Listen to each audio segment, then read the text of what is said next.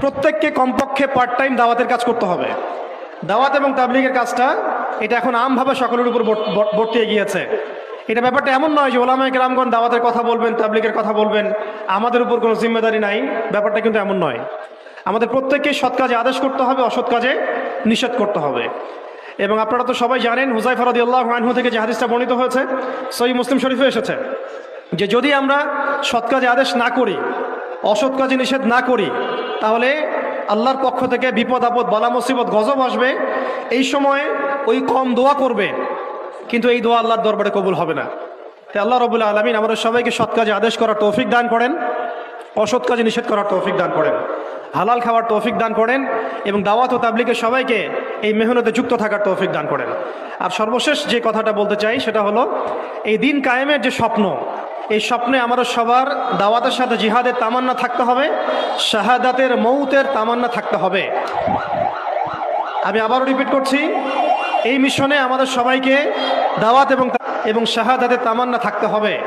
হাদিসে স্পষ্ট এসেছে, যে ব্যক্তি জিহাদ করে না বা জিহাদের আকাঙ্ক্ষাও করে না, যে ব্যক্তি জিহাদ করে না এবং জিহাদের আকাঙ্ক্ষাও কখনো করে না, সে ব্যক্তি যেন মুনাফিকের মৃত্যুর একটা শাখার উপর মৃত্যুবরণ করলো। আল্লাহ পাক আমাদের সবাইকে নেফাকি থেকে হেফাজত করেন, আমিন।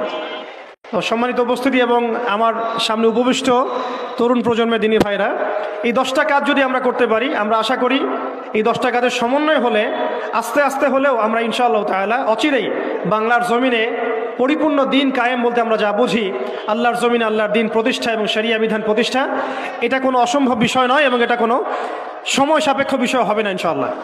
আল্লাহ পাক আমরা সবাইকে 10টা কাজ করার তৌফিক দান করেন। শেষ করার আগে আমি আরেকবার রিপিট করছি, আমাদের সবাইকে আল্লাহ পাক জীবনের লক্ষ্য এবং উদ্দেশ্যকে নির্ধারণ করার, ফিক্স করার তৌফিক দান করেন। দুনিয়ার মহব্বত আমাদের হৃদয় থেকে আল্লাহ পাক দূর করে দেন, আখিরাতের মহব্বত আমাদের মধ্যে দান করেন। দ্বিতীয় বিষয় হচ্ছে, আমাদের সবাইকে এই মিশনে কাজ করার জন্যে প্রথম যেটা দরকার, জ্ঞান অর্জন করা। সেই জ্ঞান অর্জন আল্লাহ পাক সবাইকে করার তৌফিক দান করেন এবং সেই জ্ঞান অর্জন উলামায়ে কেরামদের সোহবতে করার তৌফিক দান করেন। মাথার উপরে বুজুর্গ আলেম রাখার তৌফিক দান করেন। পাশাপাশি যে 4টা খাস গুণাবলীর কথা আমি বলেছি, শুকর, সবর এবং তাওবা এবং ইস্তেআযা, এই 4টা হাসিল করার তৌফিক দান করেন। হালাল রিজিক খাওয়ার তৌফিক দেন, নিষেধ করার তৌফিক দান করেন। দাওয়াত ও তাবলীগের সাথে আল্লাহর রাস্তার জিহাদ এবং শাহাদাতের তামান্না আল্লাহ পাক আমাদের সবার কলবের মধ্যে বসায় দেন, আমিন। ওয়া আখিরু দাওয়ানা আনিল হামদুলিল্লাহি রাব্বিল আলামিন। সুবহানাকাল্লাহুম্মা বিহামদিক, আশহাদু আল্লা ইলাহা ইল্লা আনতা, আস্তাগফিরুকা ওয়া আতুবু ইলাইক। আসসালামু আলাইকুম ওয়া রাহমাতুল্লাহ।